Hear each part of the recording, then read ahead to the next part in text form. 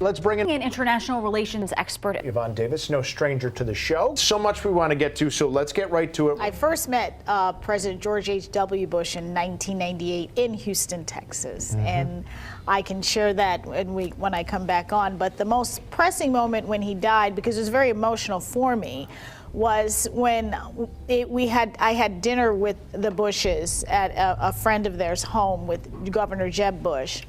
And it was the three of us on the couch. It was me, it was First Lady Barbara Bush, and George H.W. Bush.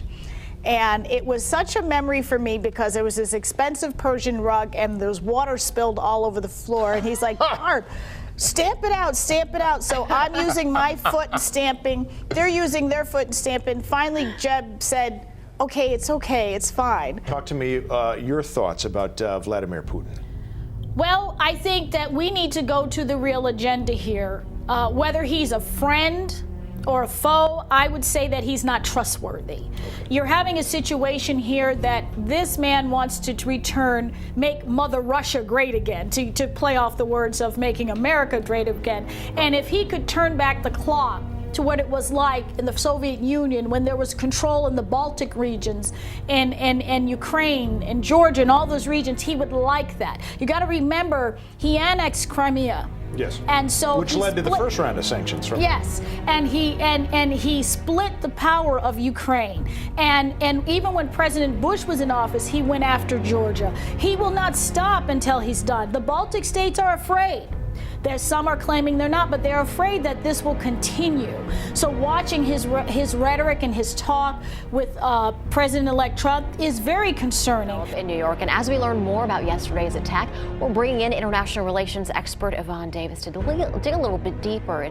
And in that whole region, a former Soviet republic, and all in the Caucasus region, the Chechen region, that is racked with a lot of terrorism. So it's not a surprise, but the U.S. Department of State has not paid as close attention to the activity in Uzbekistan as it has in other situations in North Africa and the Middle East. And so that is a challenge right there. There's been at least 5 other terrorist incidents that involve persons from Uzbekistan. 2 involved assassination attempts or assassination attempts on President Obama. But I want to know the central question, because I'm not sure it's changed.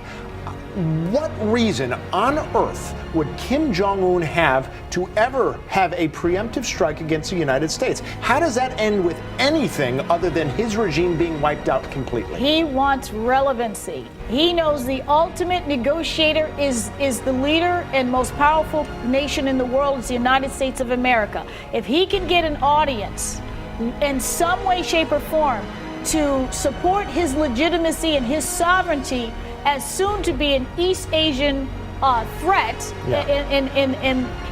in the world with nuclear weapons, then he's got his job done. He is not going to denuclearize 100%. He's going to take down and destroy what you saw on television last week, that he blew up the tunnel, he blew up where, well, he blew that up. But then what we see right now is that what can he use as a bargaining chip to be able to start to get these sanctions lifted and have more economic relief? President Trump is looking for a complete denuclearization. The meeting they had yesterday, I was reading in a report from a Korean newspaper. They had a meeting yesterday near the DMZ zone between the U.S. and North Korean officials, and so what they asked for is that the United States would ask North Korea to ship their nuclear weapons out of North Korea into Europe.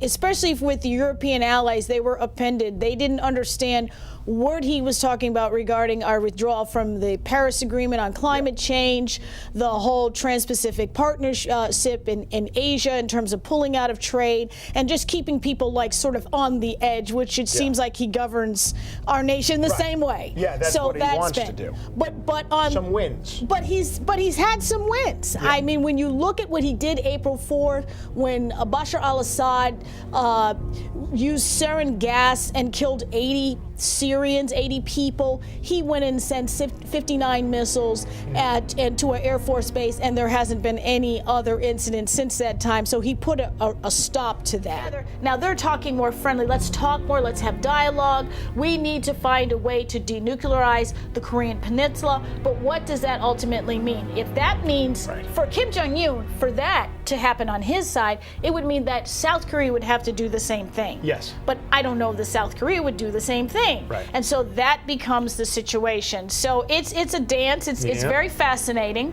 We have to give President Trump credit for even getting it this far. And we'll just have to see where it goes. The optics are the optics, but ultimately we'll see how this turns out. Good morning. Well, let's get into this deal that was announced last week, or this policy change by the Trump administration regarding Iran, although it's not a full withdrawal from this deal. What is your reaction? I didn't think that he would completely leave the deal because of the work it was. He decertified it because in his administration he certified it for the first 2 times every 90 days you certify. So he was able to do that. But the issue that he has right now as president is the whole issue of the terrorist activities that Iran and its state-sponsored terrorism has been involved with for many, many years. We are involved in a serious proxy war that has been going on since 2011 when this whole mess started with Bashar al-Assad. We have 5.4 Syrian refugees, most of them are on the border of Turkey and the rest Jordan. And so what we have a situation right now, we have 2,000 military personnel and we are engaged in a heavy war, and that proxy war is mainly with Iran.